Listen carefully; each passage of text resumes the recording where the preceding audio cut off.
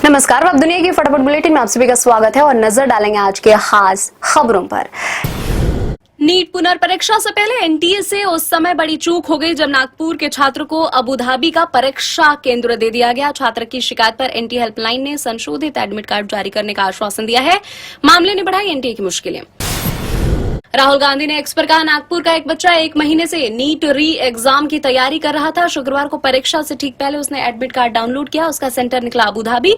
न पासपोर्ट, न परिवार के पास विदेश भेजने के पैसे, न अब कोई वक्त बचा है। वो रात भर रोता रहा और परीक्षा देने से ही मना कर रहा है। क्या इस तनाव की कल्पना की जा सकती है? कांग्रेस सांसद शशि थरूर द्वारा भारतीय नाविकों की सुरक्षा के मुद्दे पर प्रधानमंत्री नरेंद्र मोदी का समर्थन करने पर बवाल। कांग्रेस ने पीएम मोदी पर इस संवेदनशील मुद्दे पर चुप रहने का आरोप लगाया था। शशि थरूर ने कहा, पीएम मोदी ने मौजूदा संघर्षों के बीच नागरिक नाविकों की सुरक्षा को लेकर अमेरिकी राष्ट्रपति डोनाल्ड ट्रंप को भारत की चिंताओं से अवगत कराया। भाजपा प्रवक्ता प्रदीप भंडारी ने सोशल मीडिया साइट एक्स पर अपनी पोस्ट में लिखा, शशि थरूर ने राहुल गांधी का पर्दाफाश कर दिया है। कांग्रेस नेता खुलेआम प्रधानमंत्री मोदी जी की कूटनीति की तारीफ कर रहे हैं। भारत के राष्ट्रीय हित की रक्षा की बात आती है तो प्रधानमंत्री मोदी सबसे आगे हैं, लेकिन भारत के राष्ट्रीय हित के खिलाफ बोलने की बात आती है तो राहुल गांधी सबको पीछे छोड़ देते हैं। कॉकरोच जनता पार्टी के संस्थापक अभिजीत दिपके ने पुलिस से दिल्ली के जंतर मंतर पर विरोध प्रदर्शन को जारी रखने के लिए अनुमति बढ़ाने का अनुरोध किया है। कहा, शिक्षा मंत्री धर्मेंद्र प्रधान के इस्तीफा देने तक जंतर मंतर से नहीं हटेंगे।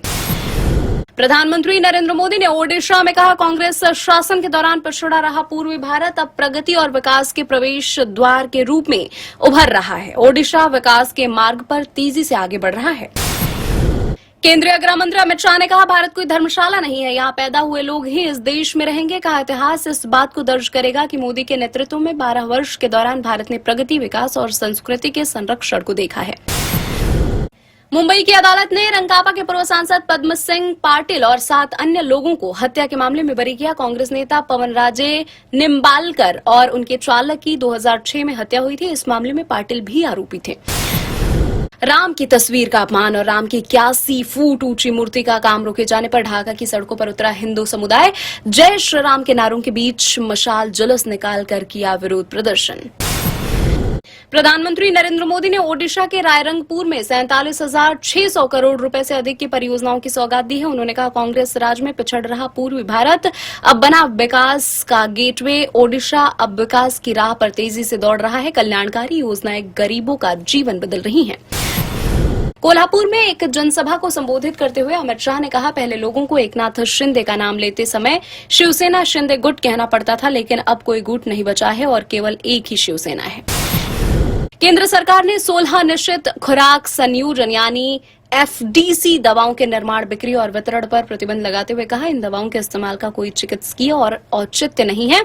संभावित जोखिमों की तुलना में इनका लगातार इस्तेमाल लाभकारी नहीं माना गया है। उद्धव गुट के 6 सांसदों की बगावत पर राज ठाकरे ने कहा, कोई भी हमेशा के लिए सत्ता में बने रहने के लिए नहीं आया है। कांग्रेस ने देश पर 60 सालों तक राज किया और आज उसकी हालत देख लीजिए। राज ने मौजूदा सियासी माहौल पर उठाए सवाल। कहा, अमित शाह 2029 की तैयारी कर रहे हैं। कांग्रेस ने पश्चिम बंगाल विधानसभा के अपने सदस्य जुल्फिकार अली को विधायक दल का नेता नियुक्त किया है। कांग्रेस अध्यक्ष मल्लिकार्जुन खड़गे ने अली की नियुक्ति को स्वीकृति प्रदान की है।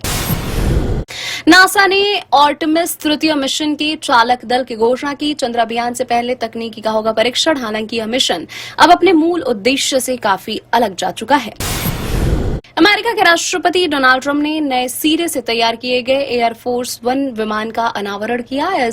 इसे अगले महीने की शुरुआत से राष्ट्रपति की आधिकारिक यात्राओं के लिए इस्तेमाल किए जाने से पहले परीक्षण उड़ानों पर भेजा जाएगा।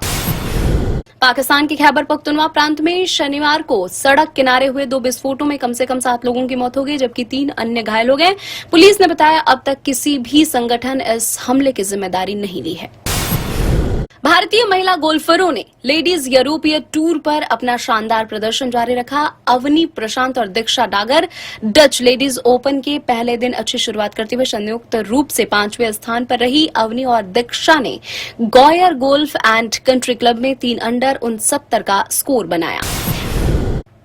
पंजाबी सिंगर एक्टर दिलजीत दोसांझ को मिला अंतर्राष्ट्रीय सम्मान। अमेरिका के लॉस एंजलिस सिटी काउंसिल ने 6 जनवरी 2027 को दिलजीत दोसांझ डे किया घोषित। पंजाबी संगीत को अंतर्राष्ट्रीय दर्शकों तक पहुंचाने के लिए दिलजीत को मिला ये सम्मान। साउथ एक्टर नानी की फिल्म द पैराडाइज्ड में हुई राघव जुयाल की एंट्री। फिल्म में राघव निभाएंगे विक्रम मलिक का किरदार। द पैराडाइज से राघव को किरदार की पहली झलक भी आई सामने। 21 अगस्त को रिलीज होगी ये फिल्म। ये थे आज की फटाफट बुलेटिन। ऐसे ही ताजा अपडेट्स के लिए बने रहे हमारे साथ, यानी कि विजिट करें वेब दुनिया पर।